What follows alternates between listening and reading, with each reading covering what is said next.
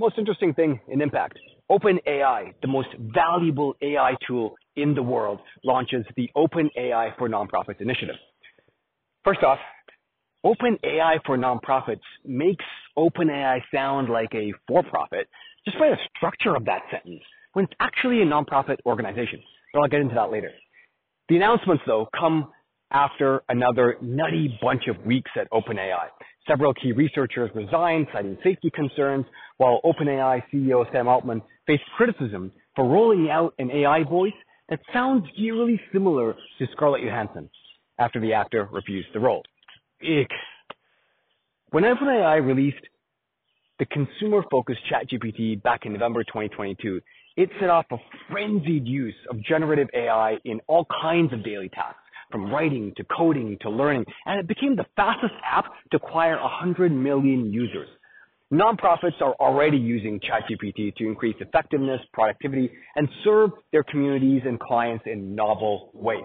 Future of Good's technology reporter Charlene Gandhi has covered this extensively. Now, having witnessed about 20 years of tech companies creating all kinds of different offerings for nonprofits, I have three thoughts on how this can be hugely significant. First, this is not an initiative.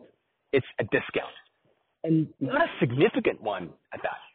Small nonprofits, which are the majority of nonprofits out there, can save about $5 to $10 a month on ChatGPT Team. But what's really interesting, though, is a small invitation that actually didn't get a lot of announcement in the announcement.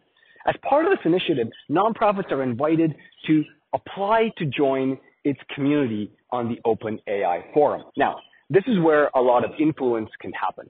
The OpenAI forum brings together domain experts, practitioners, and students to discuss and collaborate on present and future AI.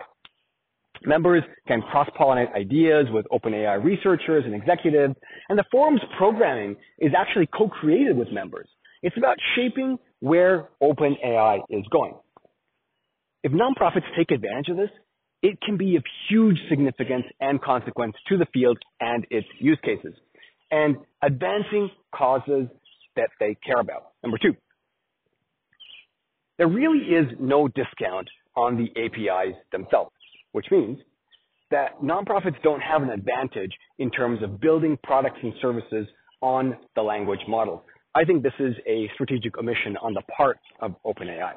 Many nonprofits are sitting on mountains of data. Think about it. Food banks to home care organizations like SE Health to large national nonprofits like Kids Health Phone. The possibilities of building tailored language models and layering your own data to build a private language model is really, really appealing and could be hugely valuable. Now, I am hopeful, though, that some discount or incentive would happen in the next year or two because the pressure is going to build. But this is also the type of thing that nonprofits can influence through the OpenAI forum. Lastly, what Tech for Nonprofit initiatives have largely done in the past 30 to 40 years is a lack of any kind of meaningful, authentic collaboration or partnership with the nonprofit sector. It's always been a one-way relationship. You know, Microsoft offers a discounted version of Windows, or Google offers a discounted version of Workspace. There is a ton that tech companies can actually learn from the social purpose world, both to improve their products, but also to actually create meaningful change in the world and address global and local challenges that tech companies themselves really care about. OpenAI's initiative, though, could potentially offer a new opportunity to build a very different type of relationship, a more meaningful relationship, because OpenAI is actually a nonprofit organization with a public benefit mandate. But let's see if nonprofits around the world are up for that. That's the most interesting thing in Impact. I'll see you again soon.